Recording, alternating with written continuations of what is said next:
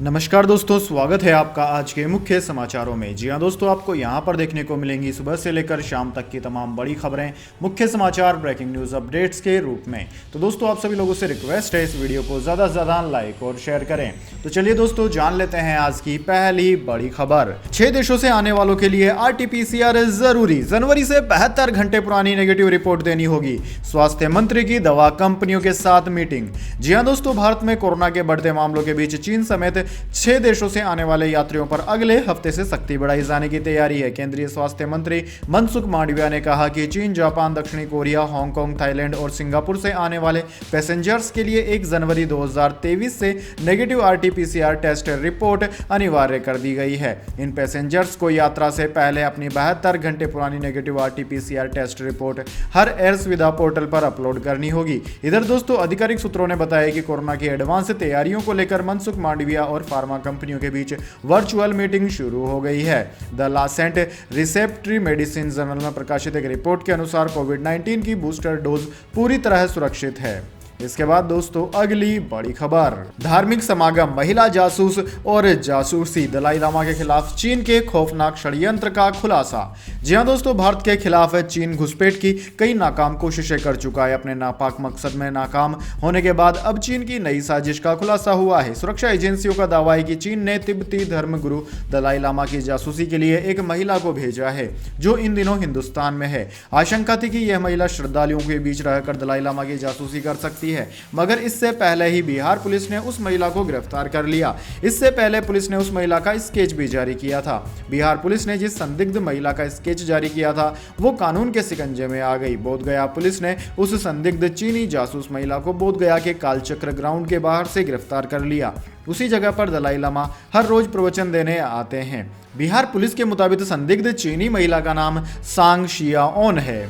इसके बाद दोस्तों, अगली बड़ी खबर। हरियाणा के खेल मंत्री संदीप सिंह पर लेडी कोच ने लगाया यौन उत्पीड़न का आरोप। जी हां दोस्तों, हरियाणा में खेल मंत्री संदीप सिंह पर एक लेडी कोच ने बड़ा आरोप लगा दिया है। आरोप लगाया गया है कि खेल मंत्री द्वारा सरकारी आवास पर बोला यौन उत्पीड़न किया गया। यहां तक कहा गया है कि जब मामले की शिकायत मुख्यमंत्री और राज्य के गृह मंत्री को की गई तो उनकी तरफ से कोई मदद नहीं मिली। इस मामले में विपक्ष कट्टर सरकार पर हमलावर हो गई है और मंत्री संदीप सिंह का इस्तीफा मांग रही है। दूसरी तरफ संदीप सिंह इन सभी आरोपों को नकारने का काम कर रहे हैं। हरियाणा के खेल मंत्री और पूर्व ओलंपियन संदीप सिंह को लेकर लेडी कोच ने एक नहीं कई गंभीर आरोप लगाए हैं। कहा गया है कि उनकी तरफ से महिला खिलाड़ियों के साथ छेड़छाड़ की गई। अपने केस को लेकर पीड़िता ने कहा कि संदीप सिंह ने मुझे इंस्टाग्राम के जरिए कॉन्टेक्ट किया था। वो किसी वेनिश मोड के जरिए बात कर रहे थे, जिस वजह से सभी बातें डिलीट हो गई। अब आरोप ये लग रहा है कि इस बातचीत के बाद संदीप सिंह ने लेडी कोच को अपने सरकारी आवास पर बुलाया था, कुछ डॉक्यूमेंट के नाम पर आने के लिए कहा गया और फिर वहां छेड़छाड़ की गई।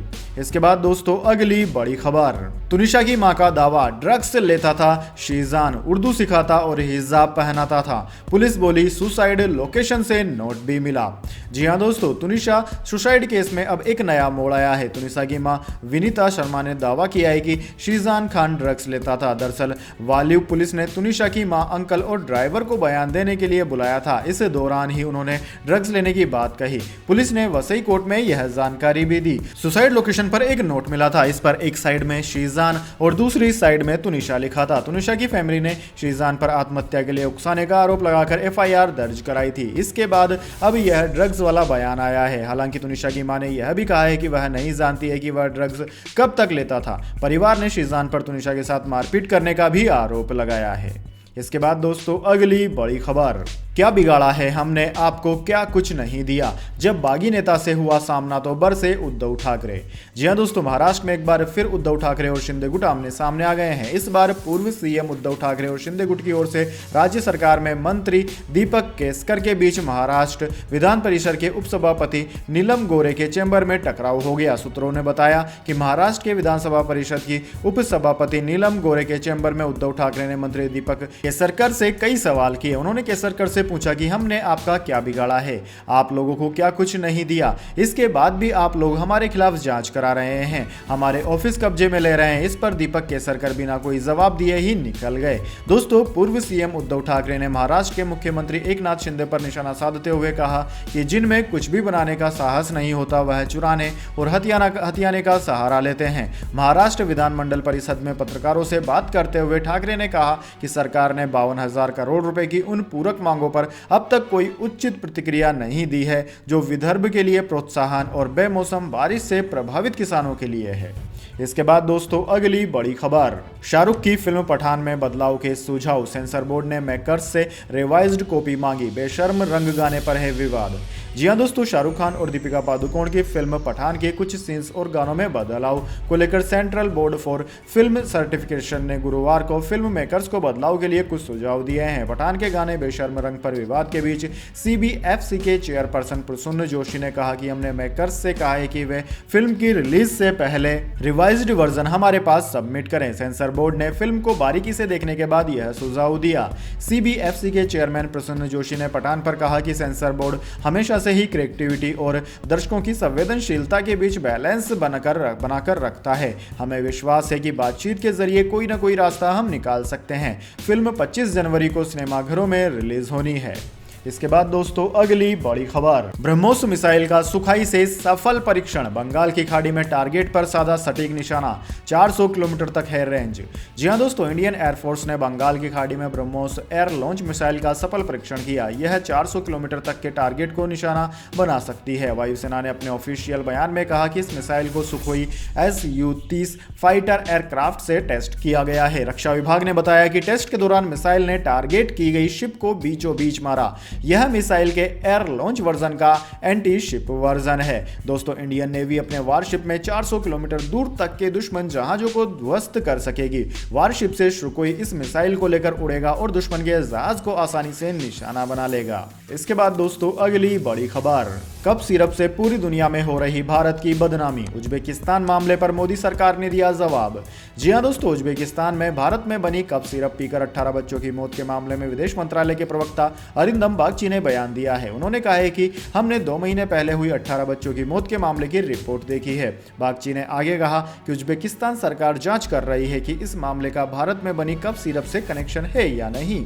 अरिंदम बागची ने कहा कि वहां मौजूद कंपनी के प्रतिनिधियों के खिलाफ उज्बेकिस्तान की ओर से न्यायिक जांच शुरू कर दी गई है। भारत की ओर से जरूरी न्यायिक सहायता दी जा रही है। वहीं दोस्तों, भारतीय स्वास्थ्य मंत्रालय भी इस मामले को देख रहा है और नोएडा में कंपनी के प्लांट की जांच की जा रही है। इसके बाद दोस्तों, अगली बड़ी खबर, झारखंड की एक्ट्रेस की हत्या डायरेक्टर पति ने ही की थी, कोलकाता में मर्डर किया, पुलिस ने कहा था। लूटपाट में बदमाशों ने ईशा को गोली मारी। जी हां दोस्तों, झारखंड की अभिनेत्री रिया कुमारी उर्फ ईशा आलिया की हत्या के मामले में गुरुवार को नया खुलासा हुआ। पुलिस ने बताया कि ईशा की हत्या उसके पति ने ही की है। मामले का पता तब चला जब एक्ट्रेस के परिवार वालों ने पति और डायरेक्टर प्रकाश अलबेला के खिलाफ शिकायत की। दोस्तों, पुलिस ने प्रकाश को गिरफ्तार कर लिया। इससे पहले वो पुलिस को लूटपाट की कहानी बता रहा था। पुलिस आज उसे कोर्ट में पेश करेगी। पुलिस ने बताया कि ईशा और प्रकाश सोमवार को अपनी बेटी के साथ कार से कोलकाता रवाना हुए थे। बीच में लूटपाट की नीयत से कुछ बदमाशों ने गाड़ी रोकी। उनसे प्रकाश का विवाद हुआ। इसे देख ईशा भी अपराधियों से भिड़ गई और पति को बचाने की कोशिश करने लगी। अपराधियों ने इसी वक्त गोली चला दी। जानकारी के अनुसार गोली ईशा के कान में लगी और उसकी मौत हो गई। इसके बाद प्रकाश बॉडी को लेकर कोलकाता थाने पहुंच गया। ईशा को .0 रेंज से गोली मारी गई है। इसके बाद दोस्तों, अगली बड़ी खबर, तुम्हारे पिताजी ने भी कभी मुख्यमंत्री से बात की है, जब दिव्यांग लड़के पर भड़के सीएम बघेल। जी हां दोस्तों, छत्तीसगढ़ के मुख्यमंत्री भूपेश बघेल का एक वीडियो वायरल हो रहा है। इसमें एक लड़का सीएम से सवाल करता है कि EWS कोटा देने से बेहतर है कि जनसंख्या पर काबू किया जाए। इस दौरान मुख्यमंत्री भड़क गए। उन्होंने कहा कि तुम्हारे पिताजी ने कभी मुख्यमंत्री से बात की है, माँ ने की है, चाचा ने की है, तुम कुछ भी बोले जा रहे हो। मुख्यमंत्री युवा को लगातार धमकाते रहे। इस दौरान किसी ने वीडियो बना लिया और उसे सोशल मीडिया पर वायरल कर दिया। अब यह वीडियो जमकर वायरल हो रहा है। दरअसल दोस्तों, युवक मुख्यमंत्री से आरक्षण के बारे में बात कर रहा था। उसने मुख्यमंत्री से गुजारिश की थी कि चुनाव जीतने के लिए युवाओं को रोजगार दीजिए। इसके बाद उससे माइक छीन लिया गया और उसे धक्के मारकर बाहर निकाल दिया गया। इतना ही नहीं, सार्वजनिक रूप से उसका अपमान करते हुए उसे पागल करार दे दिया गया। मुख्यमंत्री भूपेश बघेल के इस रवैये को देखकर जनता में भी आक्रोश फैल गया। युवा बेहद सहम गया था। सभा में मौजूद लोगों ने उसका हौसला बढ़ाया और कहा कि डरो मत, कुछ नहीं होगा। इसके बाद दोस्तों अगली बड़ी खबर, सरकार ने बदले सेकेंड हैंड गाड़ी खरीदने बेचने के नियम। रजिस्टर्ड डीलर ही खरीद या बेच पाएंगे व्हीकल। जी हाँ दोस्तों, यदि आप सेकेंड हैंड कार, बाइक या अन्य व्हीकल खरीदने की प्लानिंग कर रहे हैं तो यह खबर आपके लिए जरूरी है। दरअसल दोस्तों, यूज्ड व्हीकल्स खरीदने और बेचने में होने वाली धोखाधड़ी को रोकने के लिए रोड ट्रांसपोर्ट और हाईवे मिनिस्ट्री ने कुछ बदलाव किए हैं। मंत्रालय ने इसी साल सितंबर में लोगों से सुझाव लेने के लिए नोटिफिकेशन जारी किया था। मंत्रालय ने कहा कि यूज्ड कार खरीदने के दौरान रजिस्ट्रेशन, ट्रांसफर, कार ओनर की जानकारी और थर्ड पार्टी से नुकसान की भरपाई जैसे कई बातें हैं जिनके कारण बायर और सेलर दोनों को परेशान होना पड़ता है। ऐसे में मंत्रालय ने लोगों से मिले सजेशन के आधार पर नियमों में बदलाव किए हैं। इससे पुरानी गाड़ी बेचने वाली कंपनियों और डीलरों के साथ आम लोगों को भी फायदा होगा। इसके बाद दोस्तों अगली बड़ी खबर, रिकॉर्ड स्तर पर पहुंचा भारत का करंट अकाउंट डिफिसिट। दूसरी तिमाही में चालू खाता घाटा $36.4 बिलियन पर पहुंचा। जीडीपी का 4.4% रहा। जी हां दोस्तों, भारत का करंट अकाउंट डिफिसिट यानी कि चालू खाता घाटा सितंबर तिमाही में अपने अब तक के सबसे हाई लेवल पर पहुंच गया है। गुरुवार को जारी रिजर्व बैंक ऑफ इंडिया के आंकड़ों के मुताबिक जुलाई सितंबर में भारत का करंट अकाउंट डिफिसिट बढ़कर $36.4 बिलियन पर पहुंच गया, जो अब तक का सबसे हाई लेवल है। दोस्तों, यह इसके पिछली तिमाही में रहे $18.2 बिलियन के करंट अकाउंट डिफिसिट का करीब दुगना है। करंट अकाउंट डिफिसिट का पिछला रिकॉर्ड $31.77 बिलियन का था, जो वित्त वर्ष 2013 की तीसरी तिमाही में दर्ज किया गया था। वहीं पूरे वित्त वर्ष 2022 में देश का करंट अकाउंट डिफिसिट $38.77 बिलियन रहा। इसके बाद दोस्तों अगली बड़ी खबर, आज से भोपाल और इंदौर में जियो की ट्रू 5G सर्विस बिना किसी एक्स्ट्रा चार्ज दिए 1 Gbps स्पीड से डेटा यूज कर सकेंगे यूजर्स। जी हाँ दोस्तों, रिलायंस जियो ने गुरुवार से इंदौर और भोपाल में जियो ट्रू 5G सर्विस लॉन्च कर दी है। इसके साथ ही जियो इंदौर और भोपाल में 5G सर्विस देने वाला पहला ऑपरेटर बन गया है। अब इंदौर और भोपाल के जियो यूजर्स को जियो वेलकम ऑफर के तहत इनवाइट किया जाएगा। यूजर्स बिना किसी एक्स्ट्रा चार्ज के 1 Gbps प्लस की स्पीड का अनुभव कर सकेंगे। जियो ने कहा है कि जनवरी 2023 में आयोजित हो रहे प्रवासी भारतीय दिवस और ग्लोबल इन्वेस्टर समिट से पहले इंदौर भोपाल में 5G लॉन्च करते हुए गर्व है। इससे ग्राहकों को न सिर्फ बेहतर टेलीकॉम नेटवर्क मिलेगा बल्कि ई गवर्नेंस, शिक्षा, automation, artificial intelligence, gaming, health care, कृषि, IT और छोटे उद्योगों के लिए डेवलपमेंट के अनंत दरवाजे भी खुलेंगे। इसके बाद दोस्तों अगली बड़ी खबर, CBSE ने 10वीं और 12वीं की बोर्ड परीक्षाओं की डेट शीट शेयर की।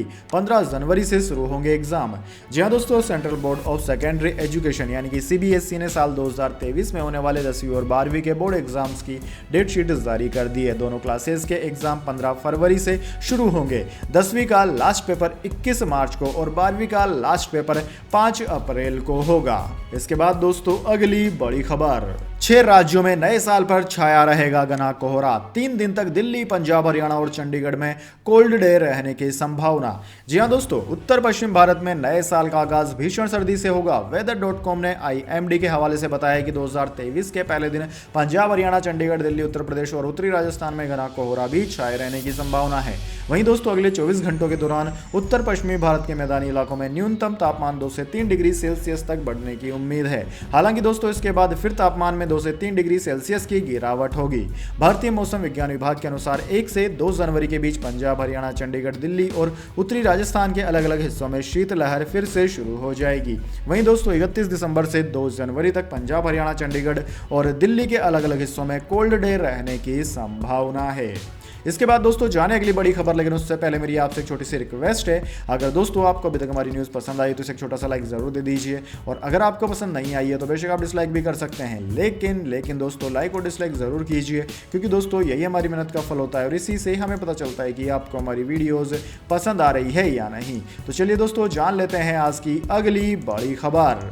बीजेपी कांग्रेस एक जैसे ही है, राहुल गांधी की यात्रा को लेकर समाजवादी पार्टी अध्यक्ष अखिलेश यादव का बयान।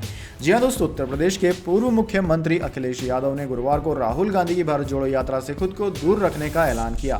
समाजवादी पार्टी प्रमुख ने पत्रकारों के सवाल का जवाब देते हुए कहा कि हमारी पार्टी की एक अलग विचारधारा है, भाजपा और कांग्रेस एक ही है। पत्रकारों द्वारा पूछे जाने पर क्या यात्रा के लिए आपको निमंत्रण दिया गया है के जवाब में उन्होंने कहा कि अगर आपके फोन पर यह निमंत्रण है तो कृपया मुझे भी भेज दें। साथ ही उन्होंने यह भी कहा कि हमारी शुभकामनाएं उनके साथ है, लेकिन मुझे कोई निमंत्रण नहीं मिला है।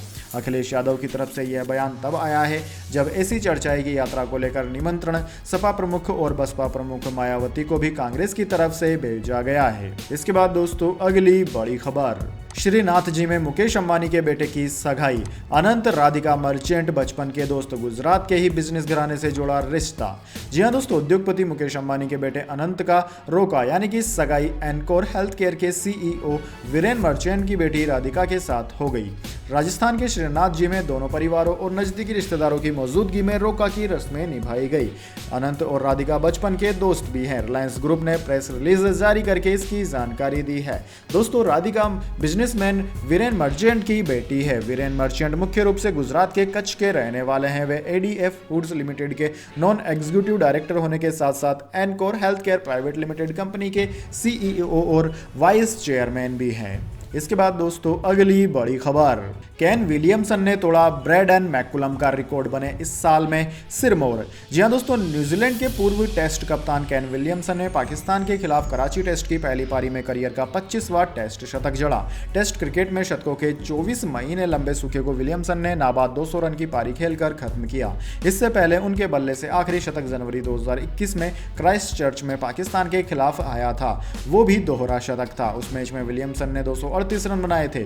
दोस्तों, ये विलियमसन के टेस्ट करियर का 5वां दोहरा शतक है। कराची में दोहरा शतक पूरा करते ही केन विलियमसन के टेस्ट इतिहास में सबसे ज्यादा दोहरे शतक जड़ने वाले खिलाड़ी के रूप में मान्यता हो गई। उन्होंने इस मामले में पूर्व कप्तान ब्रैडन मैकुलम को पीछे छोड़ा। मैकुलम ने अपने टेस्ट करियर में 4 दोहरे शतक जड़े थे। कराची टेस्ट से पहले विलियमसन और मैकुलम 4-4 दोहरे शतक के साथ बराबरी पर थे।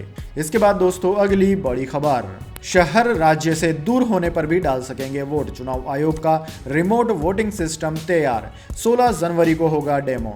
जी हां दोस्तों, चुनाव आयोग ने घर से दूर रहने वाले मतदाता के लिए रिमोट वोटिंग सिस्टम तैयार कर लिया है। चुनाव आयोग ने गुरुवार को इसकी घोषणा की। रिमोट इलेक्ट्रिक वोटिंग मशीन यानी कि आरवीएम की मदद से अब घर से दूर किसी दूसरे शहर और राज्य में रहने वाला वोटर विधानसभा लोकसभा चुनाव में वोट डाल सकेगा, यानी कि वोटिंग के लिए उसे अपने घर नहीं आना पड़ेगा। आयोग 16 जनवरी को सभी राजनीतिक दलों को इस आरवीएम का लाइव डेमोन्स्ट्रेशन भी देगा। दोस्तों, आरवीएम का इस्तेमाल दूसरे राज्यों में नौकरी कर रहे लोग, प्रवासी मजदूर कर सकेंगे। इसका मतलब यह नहीं होगा कि वे घर बैठे वोट डाल सकेंगे। आयोग की इस सुविधा का लाभ उठाने के लिए वोटिंग के दिन रिमोट वोटिंग स्पॉट पर पहुंचना होगा। इसके बाद दोस्तों अगली बड़ी खबर, नए साल 2023 की पूर्व संध्या के जश्न के लिए दिल्ली में ट्रैफिक एडवाइजरी जारी। इन नियमों का करना होगा पालन। जी हां दोस्तों, दिल्ली ट्रैफिक पुलिस ने नया साल 2023 की पूर्व संध्या सेलिब्रेशन के लिए ट्रैफिक एडवाइजरी जारी की है। पुलिस ने ट्रैफिक के सुचारू रूप से चलने के लिए और रेगुलेशंस के लिए पूरी दिल्ली में एडवाइजरी जारी की है। उचित व्यवस्था की गई है जहां सेलिब्रेशन के लिए समारोह आयोजित किए जाएंगे। पुलिस ने कहा है कि नशे में driving, stunt biking, over speed, लापरवाही से ड्राइविंग, टेढ़ी मेढ़ी और खतरनाक ड्राइविंग के खिलाफ कड़ी कार्रवाई की जाएगी। इसके बाद दोस्तों अगली बड़ी खबर, यूएई में सरकारी कर्मचारियों को 1 साल की छुट्टी। इस दौरान अपना बिजनेस शुरू कर सकेंगे, 50% सैलरी मिलती रहेगी। जी हां दोस्तों, यूनाइटेड अरब अमीरात यानी कि यूएई सरकार ने देश में ट्रेड को बढ़ावा देने के लिए आज से एक बड़ा फैसला लिया है। इसके मुताबिक ऐसे सरकारी कर्मचारी जो खुद का बिजनेस शुरू करना चाहते हैं वो 1 साल की छुट्टी ले सकेंगे, उन्हें आधी सैलरी मिलती रहेगी। यह कॉन्सेप्ट सबसे पहले यूएई के वाइस प्रेसिडेंट शेख मोहम्मद बिन राशिद अल मखतूम ने जुलाई में पेश किया था। इसका मकसद यह है कि यूएई के निवासी बजाय सरकारी नौकरी करने के बिजनेस में हाथ आजमाए ताकि मुल्क में दूसरे लोगों को जॉब मिल सके और इसका फायदा इकोनॉमी को हो। खलीज टाइम्स और यूएई की सरकारी न्यूज एजेंसी ने कहा है कि दुनिया में इस तरह की कोई पहल शायद पहले किसी देश ने नहीं की। शेख मोहम्मद चाहते हैं कि यूएई की यंग जनरेशन सरकार की कमर्शियल बेनिफिट स्कीम्स का फायदा उठाए। सरकार ने साफ किया है कि जो कर्मचारी बिजनेस शुरू करने के लिए 1 साल की छुट्टी लेंगे उन्हें इस दौरान आधी सैलरी मिलती रहेगी। लीव देने या न देने का फैसला उस डिपार्टमेंट का चीफ का होगा। इसके लिए कुछ शर्तें तय की गई है। लीव अप्लाई करने के लिए एक वेबसाइट पर लॉगिन करना होगा। फिलहाल सिर्फ सेंट्रल गवर्नमेंट के एम्प्लॉयज ही अप्लाई कर सकेंगे। वैसे दोस्तों आपको क्या लगता है, इस तरह की सुविधा भारत में भी होनी चाहिए या नहीं? कमेंट बॉक्स में अपनी राय जरूर दीजिए। तो दोस्तों यह थी आज की तमाम बड़ी खबरें। इसके बाद दोस्तों बारी आती है आज के माइंड क्विज क्वेश्चन की। जी हाँ दोस्तों, एक आसान से सवाल का जवाब देकर आप जीत सकते हैं एक अमेजिंग सरप्राइज गिफ्ट हमारे यूट्यूब चैनल की ओर से। तो दोस्तों आज का सवाल आपकी स्क्रीन पर आ चुका है। आजाद हिंद फौज का गठन किस स्वतंत्रता सेनानी ने किया था? जी हाँ दोस्तों, अगर आप जानते हैं कि आजाद हिंद फौज का गठन किसने किया था तो जल्दी से उनका नाम कमेंट बॉक्स में लिख दीजिए। अगर दोस्तों आपका जवाब होता है एकदम सही और आप चुन ले जाते हैं लकी विजेता के रूप में, तो आपको मिल सकता है एक अमेजिंग सरप्राइज गिफ्ट हमारे यूट्यूब चैनल की ओर से। तो दोस्तों जल्दी से अपना उत्तर कमेंट बॉक्स में लिख दीजिए, वीडियो को लाइक कर लीजिए और चैनल को सब्सक्राइब करके बेल आइकन भी दबा लीजिए। धन्यवाद। वंदे मातरम। जय हिंद, जय भारत।